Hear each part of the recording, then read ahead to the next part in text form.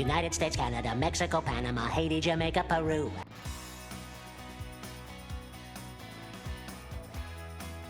(1990) Tiny Toon Adventures. We're tiny, we're toony, we're all a little loony, and in this cartoony, we're invading your TV. They're tiny, they're toony, they're the looniest way to kick off the decade. At the beginning of the 90s, Warner Brothers teamed up with Steven Spielberg to create a whole new generation of Looney Tunes descendants. Say, how about drawing me a best friend, a buddy, a compadre, someone I can talk to rabbit to rabbit?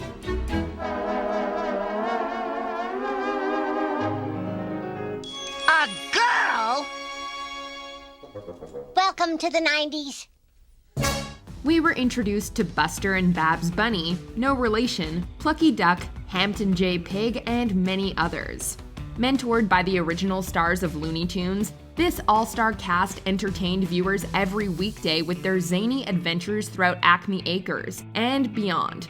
They went toe-to-toe with the spoiled Montana Max or ran for their lives from Elmira. While kid version cartoons were nothing new at the time, Tiny Toons stood above the crowd thanks to its hilarious spoofs and relatable life lessons.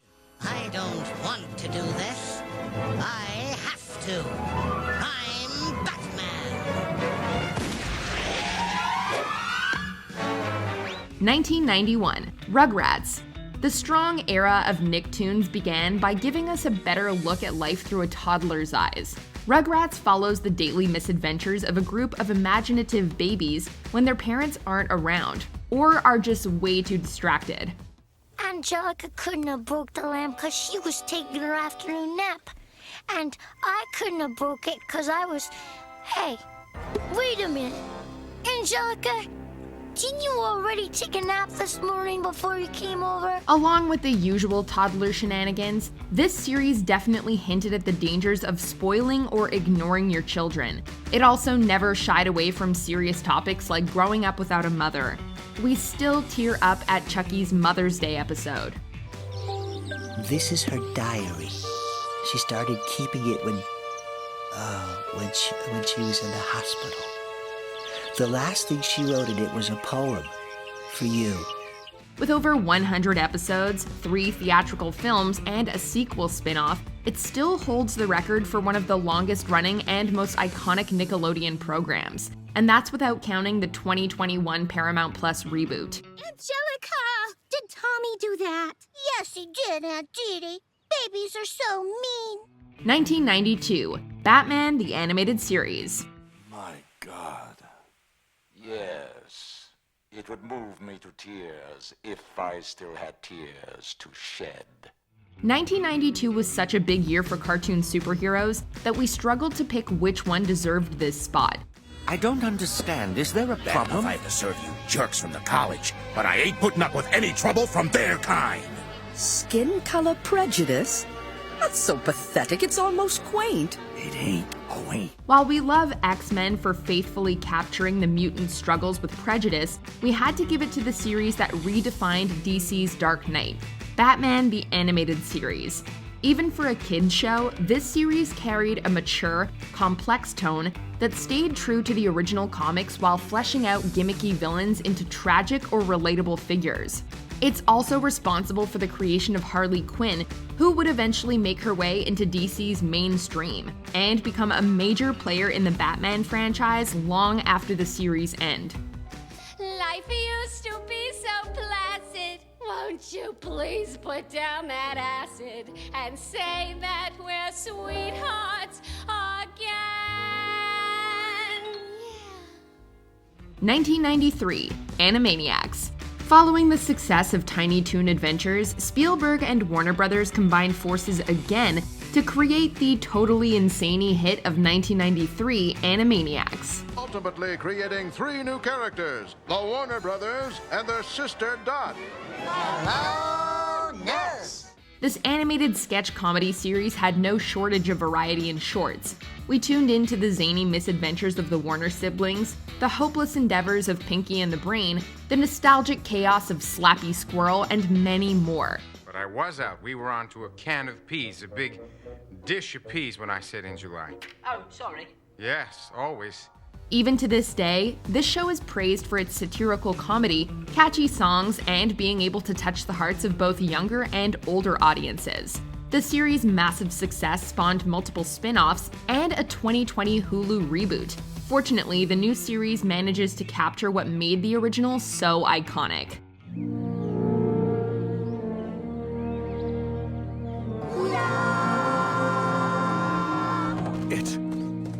It's the Warner Brothers. And the Warner sister!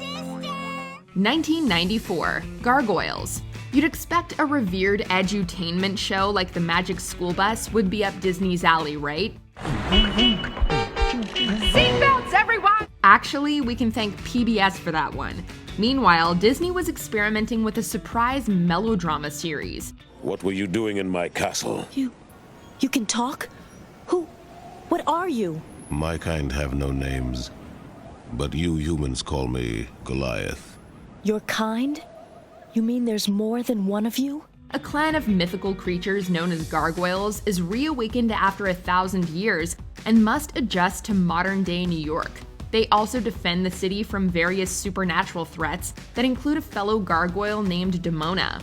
Given how colorful and upbeat Disney's programs were at the time, no one expected them to even attempt such a serious, story-driven, almost Shakespearean show on par with Batman the Animated Series. And yet they pulled it off and achieved a much-deserved cult following for taking such a chance. You're gonna explain all this, right? I had a nightmare, Elisa. Now we must get home and make sure it does not come true. 1995, Pinky and the Brain. Gee, Brain, what do you want to do tonight? The same thing we do every night, Pinky. Try to take over the world. One of the most popular sketches on Animaniacs followed two genetically altered lab mice, Pinky and the Brain, on their hopeless quest for world domination. 2 years after their TV debut, the duo managed to score their own spin-off series that continues their hilarious, never-ending journey. By studying the conquerors of days gone by, I'll discover the mistakes that made them go awry. So that you can make the same mistakes if you just try. It manages to be on par with the original thanks to its smart comedy and the chemistry between our favorite lab mice. Unfortunately, the network tried to push for a comedy trio after a while, which resulted in the less revered spin-off, Pinky, Elmira, and the Brain. Thankfully, the 2020 Animaniacs reboot brought the duo back to their roots and successfully proved that less is more. Pinky, I'd be worried this drivel is turning your mind soft, but you can't mash what is already mush. Nerf! Precisely. 1996, Hey Arnold. As much as we'd love to discuss the Transformers franchise first CGI series, we thought it was best to indulge in a little slice of life for 1996. Big butt? How do you feel?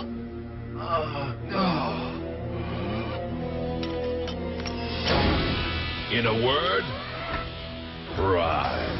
Hey Arnold follows the life and times of the titular football-headed fourth grader. Armed with eternal optimism, he goes out of his way to try and improve the lives of his friends and neighbors. Well, I brought you some candy to make it up to you. Oh, that's nice of you, Arnold, but really, you didn't have to. Here, let me help you with that.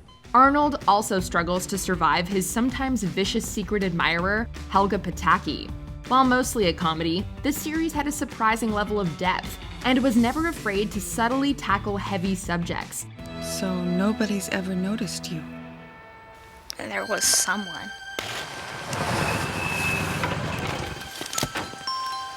Hi, nice bow. Huh? After ending on a cliffhanger, the 2017 Jungle movie revival gave this Nicktoon the satisfying conclusion it deserved. Mom, Dad, you're really back. Hey, Arnold. 1997, Pokémon. Oh, hi, Pikachu. Pika. It's also known as electric mouse. It's usually shy, but can sometimes have an electrifying personality. I see what you mean. As much as we want to praise South Park as one of the most insightfully vulgar cartoons, we're giving 1997's entry to one of the most successful video game adaptations ever, Pokémon. Hey, you kids faith healing in front of my clinic? Because I got a couple patients in here could use a good time machine. Get it? Go back to the 90s! The anime follows young trainer Ash Ketchum and his partner Pikachu as they travel all around the world on Ash's journey to become a Pokémon master. Most video game adaptations are lucky enough to last a few years. My nose, what happened? The stink dissolved it off my face! Oh yeah, I almost forgot. The cartoonist never gave me a nose. Hey.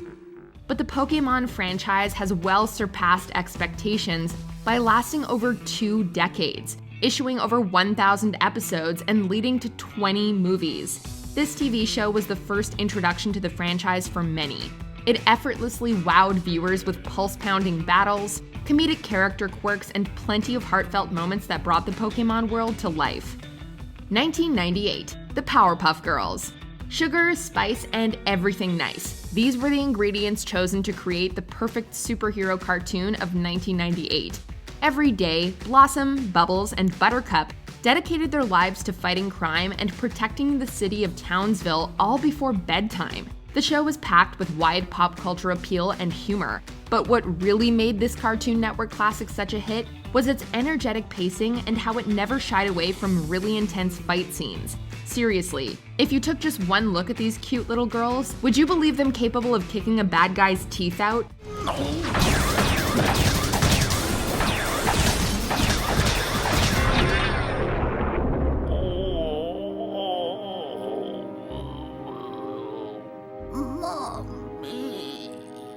While there may have been attempts at trying to reboot the franchise, newer versions can't quite catch the same magic the original had. Come on, Buttercup! You love to party. Isn't this what you wanted? You guys, stop! This isn't you! 1999, SpongeBob SquarePants. It was insanely hard to decide which cartoon from the end of the decade deserved to be on this list. Rusty Cray, pizza is the pizza, yeah, for you and me. The year gave us the hilariously smart Futurama, the zany Ed, Edd and Eddy, and the parody sitcom madness of Family Guy. They're as stuffy as the stuffiest of special interest groups. Make a joke about your bowels and they order in the troops. However, closing off the 90s is the Nicktoon that's become a household name at this point, SpongeBob SquarePants. It's practically impossible to find anyone who doesn't know of this plucky little square dude's misadventures under the sea. The show has given us too many quotable lines and iconic scenes to count. Is mayonnaise an instrument? No, Patrick, mayonnaise is not an instrument. It's no mystery how the late Steven Hillenburg's passion project managed to survive for over 2 decades and become one of Nickelodeon's most memorable cartoons.